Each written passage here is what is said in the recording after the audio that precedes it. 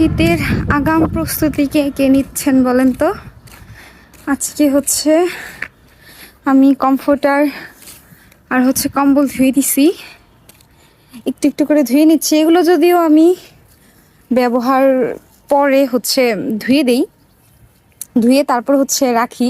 আমার ফার্নিচার যেহেতু পেপার বোর্ডের, তো সবচাক পরে কম বেশি একটা ভ্যাপসা গন্ধ হয়, যার কারণে হচ্ছে আবার ইউজের আগে ধুয়ে তারপর ইউজ করি।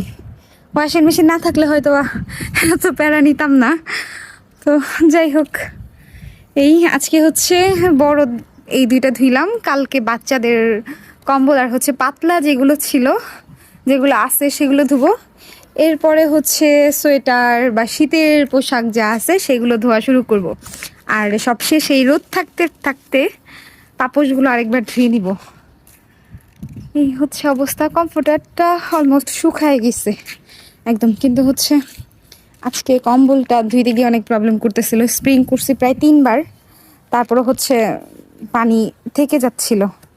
এই যে পুরোপুরি শুকায় বের হয় নাই, তো এটা সময় লাগবে, জানি না আজকে শুকাবে কিনা, যেহেতু এই যে অনেক পানি এখন পর্যন্ত। এরকম হয় না সচরাচর। আজকে আমি প্রায় 4বার ওয়াশিং মেশিন চালু করছি, জানি না এসবের কারোর কিনে কিনা। আর সার্ভিসিংও দরকার, অনেক দিন ধরে ওয়াশিং মেশিনটা সার্ভিসিং করানো হয় না।